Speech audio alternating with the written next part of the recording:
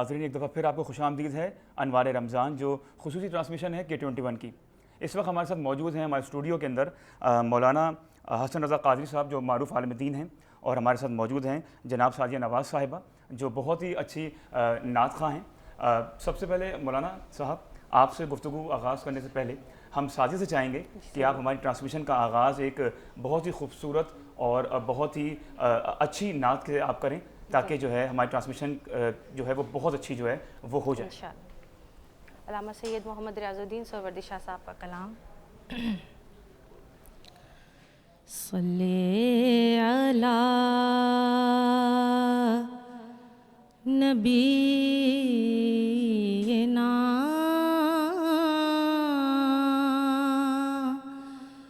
صلی علی محمد صلی علی کریمنا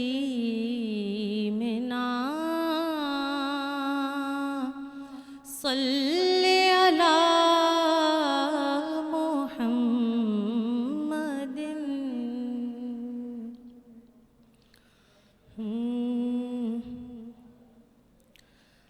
بات ان پر جو چھوڑ دیتے ہیں، بات ان پر جو چھوڑ دیتے ہیں، دل شکستہ وہ جوڑ دیتے ہیں، ان کے جود و کرم کا کیا کہنا، ان کے جود و کرم کا کیا کہنا،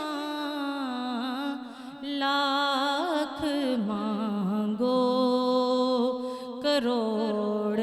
دیتے ہیں، وہ نظر جس طرف نہیں آتے، وہ نظر جس طرف نہیں آتے، ہم وہ رستہ ہی چھوڑ دیتے ہیں، ہم وہ رستہ ہی چھوڑ دیتے ہیں، کعبہ بنتا کعبہ بنتا کعبہ بنتا ہے اس طرف ہی ریاض، کعبہ بنتا ہے اس طرف ہی ریاض، وہ جدھر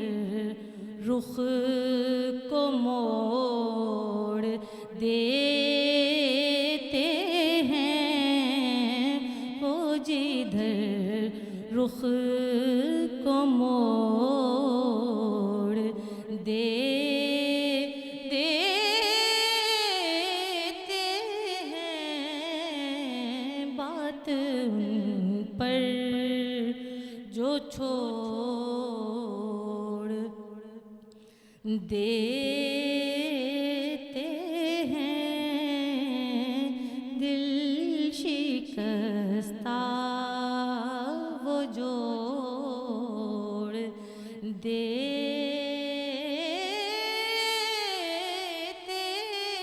ہیں۔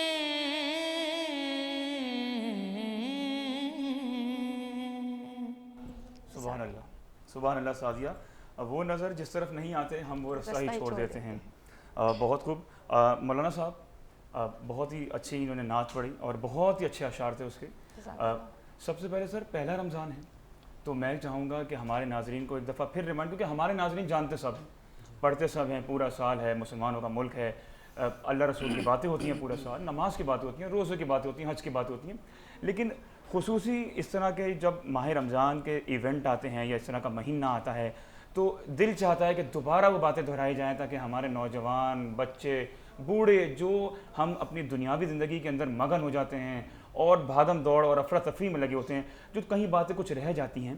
تو وہ دوبارہ ریمائنڈ ہو سکیں، ہم ذرا رک کے سوچ سکیں کہ اچھا ہم کیا کر رہے تھے، کیا نہیں کر رہے تھے۔ تو میں چاہوں گا شروع سے چلتے ہیں، پہلا رمضان ہے ماشاءاللہ سے، رمضان مبارک کا پہلا روزہ ہے جو اب میرے خیال اختتامی مراحل میں داخل ہو چکا ہے۔ فرضیت روزہ کے بارے میں اگر ہم بات کریں مولانا صاحب تو پروردگار عالم کو جو کسی کی بھی تعریف کا محتاج نہیں ہے، جتنی تعریف کر لو اتنا کم ہے، جتنا شکر ادا کر دو ان کا اتنا کم ہے، شکر ادا ہو ہی نہیں سکتا۔ تو ان کو ایسی کیا ضرورت درپیش آئی کہ وہ پہلے انسان بنائے، پھر ان سے کہے روزہ رکھے؟ اچھا روزہ کیسا رکھے کہ صبح سحری کرنا، مطلب ابھی اندھیرا ہی ہے تو کھا پی لینا، پھر جب مغرب ہو تو اس کے بعد پورا جو ہے وہ پورے مراحل سے گزرے، بھوکا پیاسا رہے، اپنے نفس کو کنٹرول کرے اور پھر جا کے کھائے پیے۔ تو اس کے پیچھے منطق کیا ہے، ذرا اس پہ روشنی ڈالیے گا۔ نحمدہ ونصلی علی رسولہ الکریم، اما بعد فاعوذ باللہ من الشیطان الرجیم، بسم اللہ الرحمن الرحیم۔ تقریباً تمہید میں تو آپ نے روزے کی ساری حقیقت ہی بیان فرما دی ہے، تو اب یہ ہے کہ بطور برکت کے لیے میں عرض کرتا ہوں کہ اللہ تبارک و تعالی نے انسان کی تخلیق پر یہ ارشاد فرمایا کہ ما خلقت الجن والانس الا لیعبدون، کہ میں نے جنوں اور انسانوں کو اپنی عبادت کے لیے پیدا کیا۔ پھر عبادت کے ہر دور میں انداز الگ تھے،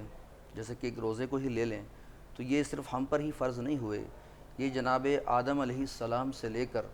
سیدنا عیسیٰ علیہ السلام تک یہ سلسلہ چلتا رہا ہے۔ ان کے روزوں کا طریقہ کار کچھ اور تھا، اور جب جناب رسول پاک صلی اللہ علیہ وسلم تشریف لائے اور پھر یہاں سے جب روزوں کی فرضیت کا سلسلہ شروع ہوا تو ان کے احکام اور مسائل اور معاملات الگ ہیں۔ تو جس طرح دیگر عبادات اللہ تبارک و تعالیٰ نے اپنی اطاعت کے لیے نافذ فرمائی ہیں، جیسے کہ نماز ہے، زکوٰۃ ہے اور صاحب استطاعت پہ حج ہے، تو اسی طرح پھر روزوں کا سلسلہ بھی ہوا ہے۔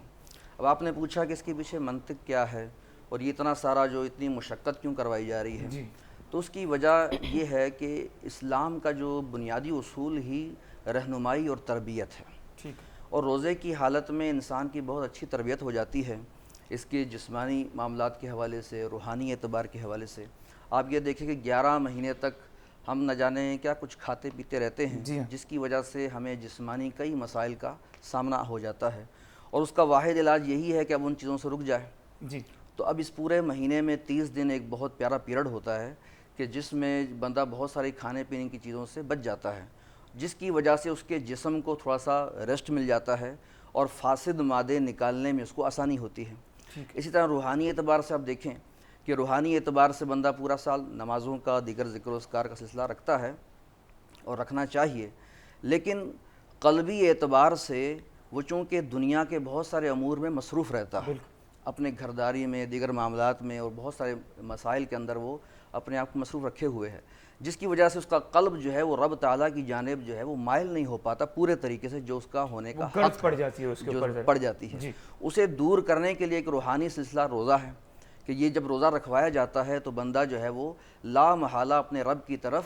جو ہے متوجہ ہو ہی جاتا ہے، جس کی مثال یہ ہے کہ اگر وہ تنہائی میں بھی بیٹھا ہو اور اسے کوئی بھی نہ دیکھ رہا ہو اور کھانے پینے کا سامان اس کے سامنے موجود ہو، مگر وہ پھر بھی اسے کھائے گا نہیں، پیے گا نہیں، کیونکہ اس کو پتہ ہے کہ کوئی دیکھ رہا ہو یا نہ، مگر میرا رب کہ جس کے لیے میں نے روزہ رکھا ہے وہ تو دیکھ رہا ہے۔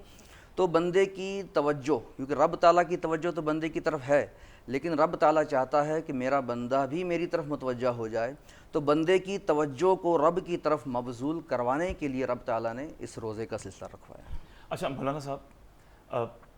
12 مہینے ہیں پروردگار کے، رمضان مبارک کو ایسی کیا فضیلت حاصل ہے جو یہ افضل ترین ہو گیا کہ روزے دار کا سونا بھی عبادت، اٹھنا بھی عبادت، قرآن پڑھنا بھی عبادت؟ اچھا ایک آیت پڑھو تو اس کا ثواب دگنا ہے اور دگنا ہے، تو یہ ایسا اس پروردگار نے اب رمضان کو اپنے سے اتنا قریب کیوں رکھا؟ 11 مہینے اس کے ہیں، 12 مہینے اس کے ہیں، عرش اس کا ہے، عالمین اس کے ہیں، تو یہ مفسرین کرام یہاں پر فرماتے ہیں کہ یوں تو سارے مہینے ہی اللہ تعالیٰ کے ہیں، 12 کی گنتی جو قرآن میں بیان ہوئی ہے، رمضان کو ایسی کیا خاص فضیلت حاصل ہے کہ روزوں کو اللہ تعالیٰ نے اس کے ساتھ خاص کیا اور اس رمضان کے مہینے کی بڑی فضل کو بیان کیا؟ تو علماء کا کہنا یہ ہے کہ اس کی وجہ ایک تو یہ ہے کہ اسلامی اعتبار سے ہماری کوئی نہ کوئی عبادت کسی نہ کسی تاریخی واقعے کے ساتھ ٹچ ہے، جیسے کہ صفا مروہ پہ جو ہم یہ عبادت کرتے ہیں، دوڑتے ہیں، تو اس کی تاریخی یاد یہ ہے کہ بی بی ہاجرہ رضی اللہ تعالیٰ عنہا جو حضرت سیدنا سلیمان علیہ السلام کے لیے پانی کی تلاش میں کبھی یہاں تو کبھی وہاں 7 چکر انہوں نے لگائے، تو اس ادا کو اتنا پسند کیا گیا کہ وہ ہماری عبادت کا حصہ بن گیا۔ اسی طرح دیگر معاملات بھی ہیں۔ تو رمضان کا مہینہ وہ مہینہ تھا کہ نبی کریم صلی اللہ علیہ وسلم غار حرا کے اندر اس حال میں عبادت فرماتے کہ دن بھر آپ کھانے سے پرہیز فرماتے تھے اور عبادت اور ذکر و اذکار میں مصروف رہتے تھے، تو رب تعالیٰ کو آپ کی یہ ادا اس مبارک مہینے میں اتنی پسند آئی کہ آپ کے روزوں کو، آپ کی عبادت کو بطور روزے کے سنت بنا کر اسی مہینے کے ساتھ خاص کر دیا۔ اچھا ایک وجہ تو یہ ہے۔ دوسری یہ کہ لفظ رمضان کے بارے میں کہا گیا کہ یہ اللہ تعالیٰ کے ناموں میں سے کوئی ایک نام ہو سکتا ہے، اسی لیے اسے کہا گیا کہ یہ رمضان اللہ کا مہینہ ہے، کیونکہ سارے کام اس میں اللہ ہی کے ہوتے ہیں۔ جیسا کہ اللہ کا گھر ہے مسجد، تو وہاں پہ اللہ ہی کے کام ہوتے ہیں، تو رمضان میں بھی اللہ ہی کے کام ہیں، یعنی روزہ، تراویح، نماز اللہ کے کام ہیں۔ لیکن مزے کی بات یہاں پر یہ ہے کہ نماز، روزہ، جو دیگر معاملات ہیں وہ رمضان کے علاوہ بھی اللہ ہی کے کام ہوتے ہیں، لیکن رمضان کو کیوں خاص کیا گیا؟ تو اس کی وجہ یہ بتاتے ہیں کہ رمضان کے مہینے میں روزوں کو فرض کرنے کی وجہ سے اب روزے دار کا جو ہے وہ روزگار کمانا،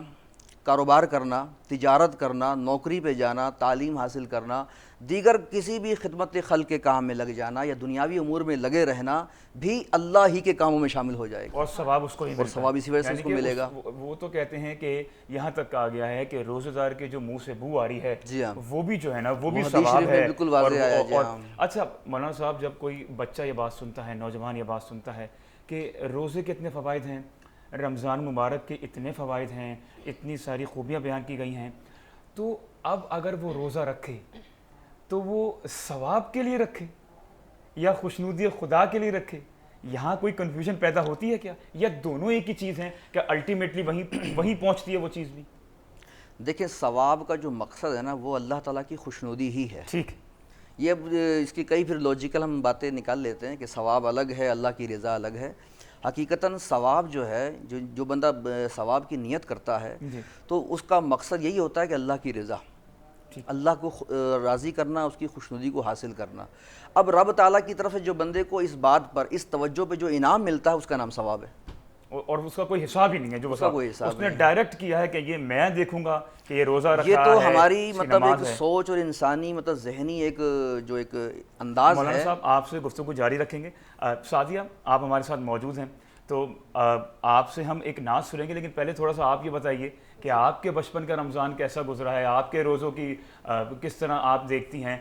روزے آپ نے رکھے ہوں گے، اب جو آپ روزے رکھ رہی ہیں تو آپ کا رمضان کیسے گزرتا ہے؟ فیملی کے ساتھ گزرتا ہے، کہیں باہر گزرتا ہے؟ پہلے تو تمام امت مسلمہ کو رمضان کریم کی بہت مبارک ہو، اللہ پاک اس کی جتنی رحمتیں، فضیلتیں وہ ہم سب کو سمیٹنے کی توفیق عطا فرمائے۔ رمضان کی ایک الگ سی رونق ہوتی تھی بچپن سے ہی، اور شروع میں امی نے وہ چڑی روزہ رکھنا سکھایا، لیکن وہ کوشش یہی ہوتی تھی کہ یہ جس ٹائم پہ باقی سب گھر والے کھولیں گے ہم نے بھی تب بھی وہ کھولنا ہے۔ وہ لیکن الحمدللہ اللہ پاک کا بڑا کرم ہے کہ گھر والوں کے ساتھ وہ بچپن میں روزہ رکھنا اور وہ چھوٹی موٹی سی جو گفٹ دینے کے سلسلے ہوتے ہیں والدین کی طرف سے، وہ حوصلہ افزائی کرتے تھے.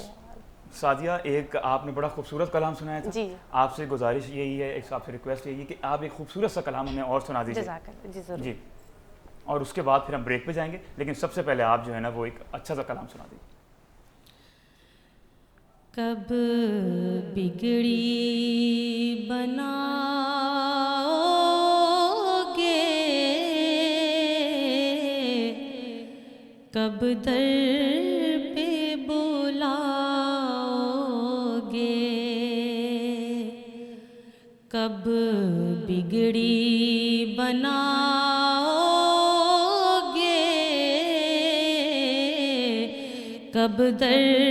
پہ بلاؤ گے. امید ہے آسی کو سرکار نبھاؤ گے، امید ہے آسی کو سرکار نبھاؤ گے.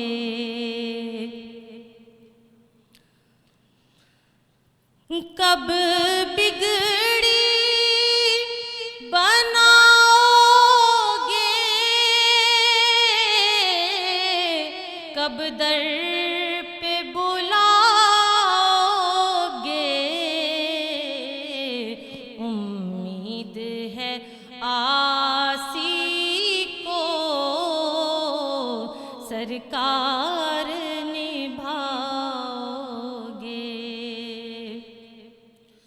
چھوٹا سا ہے منہ میرا،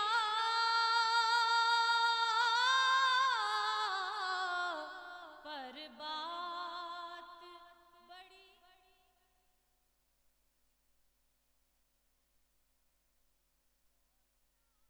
آسا ہے منہ میرا، پر بات بڑی سی ہے. کیا آپ میرے دل